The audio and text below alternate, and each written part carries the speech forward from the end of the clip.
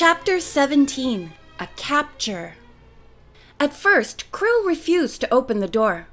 But when Wright said he had witnesses to identify him as the person who had been at the sign of the Twisted Candles that afternoon, and there was no sense in breaking down the door, the suspect unlocked it.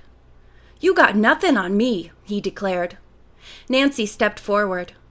"I accuse you of drugging me and the guard, and of being in league with the Jemmets to steal from the Sidney mansion." Krill's jaw dropped. "How did you know that?" "I was a nut to tie up with them." The detective said, "You'd better tell us all you know." "I ain't saying another word," Krill shouted. "Okay, come along. Miss Drew, will you tell Manton to meet us at the car?" Nancy went downstairs ahead of the men and relayed the message. Manton joined the others at the curb. "Please follow us," Wright requested Nancy and Ned. "Miss Drew, you will have to prefer charges against this man downtown." They drove to police headquarters. Nancy signed the necessary papers, and Krill was taken to a cell. Finally, she and Ned set off for River Heights. Ned suddenly burst into laughter. "One thing that makes you so interesting, Nancy, is that I never know when I ask you to go out what mystery will come our way."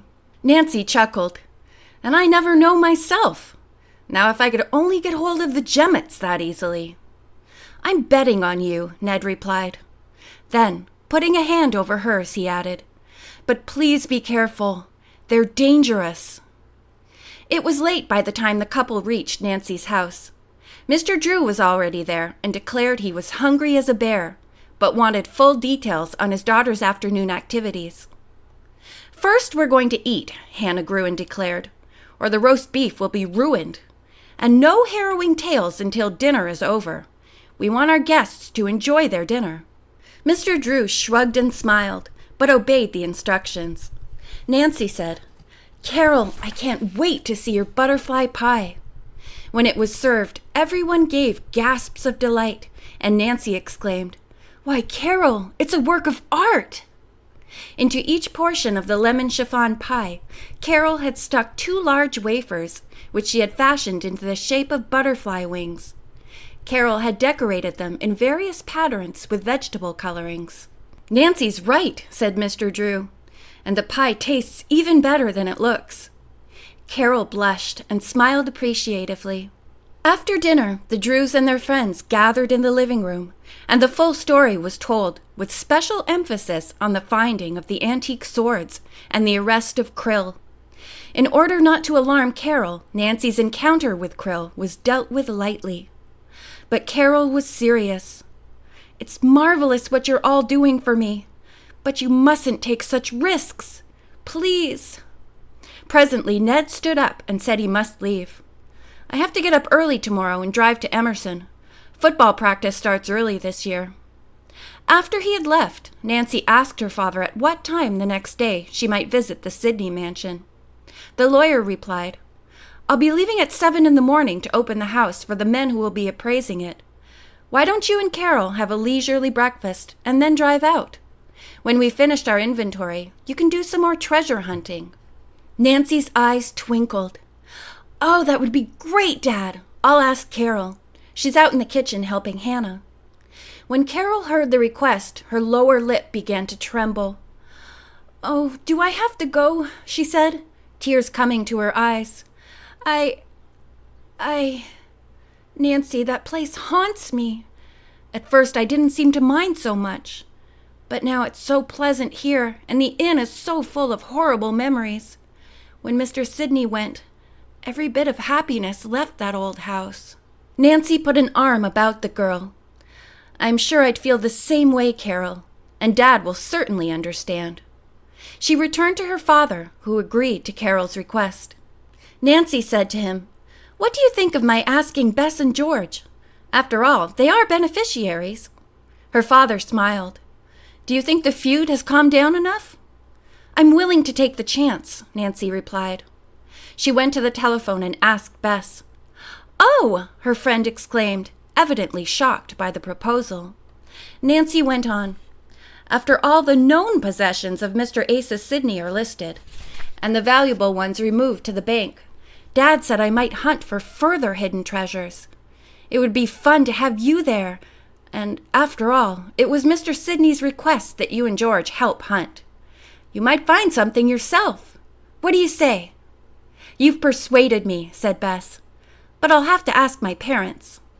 Bess was gone from the telephone so long, Nancy concluded the answer would be no, or there would be some counter-proposal.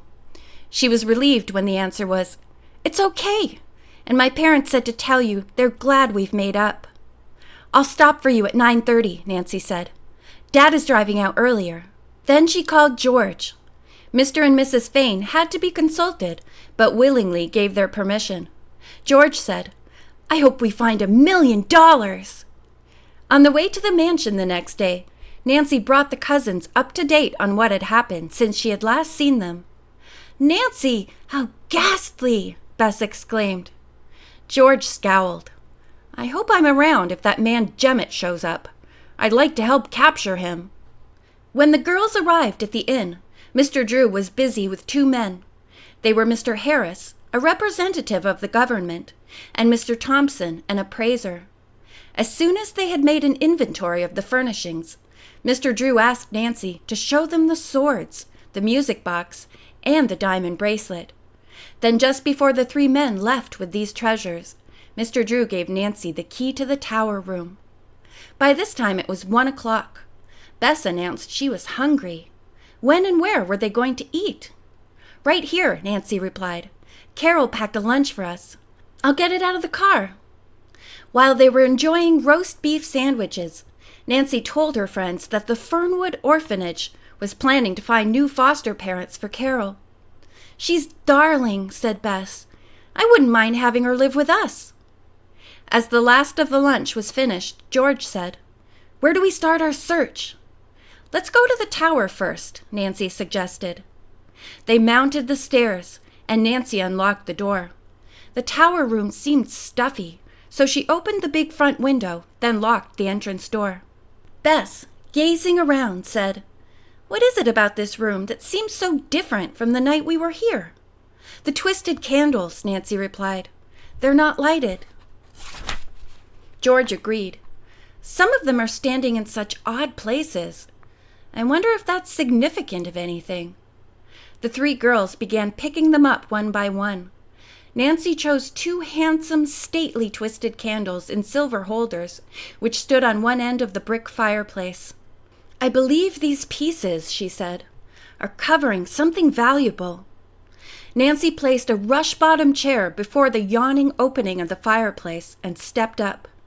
Carefully, she moved the heavy candles away, then ran her finger over the shelf. Was she imagining it, or had a brick moved? At once, Nancy set to work prying out the loose brick. It was a tedious job, but presently she lifted out the brick. Beneath lay a tightly rolled brown suede bag bound with a leather thong.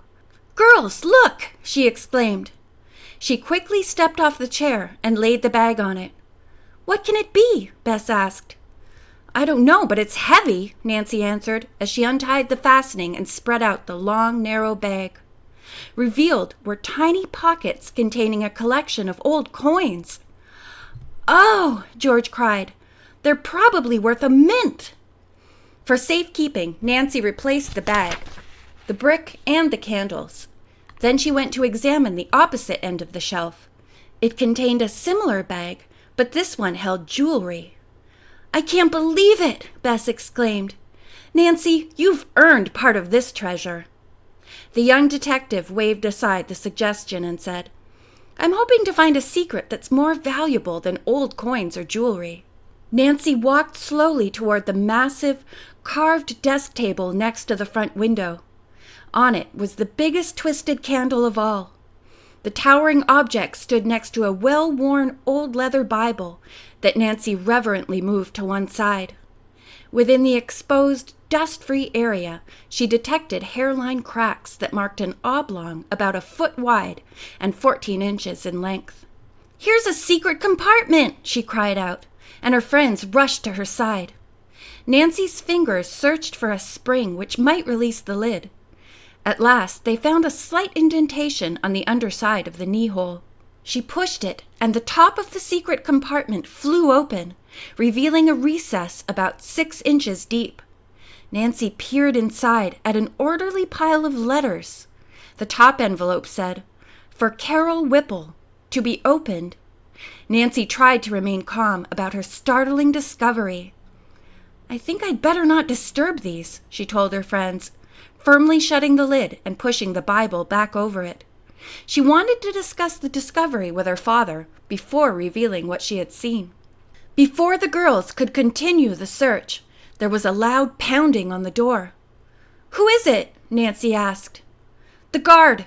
Miss Drew, there's a phone call for you. The woman on the other end of the line is frantic." Nancy unlocked the door and the girls hurried out. She relocked it and dashed down the stairs. Hannah Gruen was calling. "Oh, Nancy, my news is terrible," she exclaimed. "Carol has been kidnapped." End of chapter 17.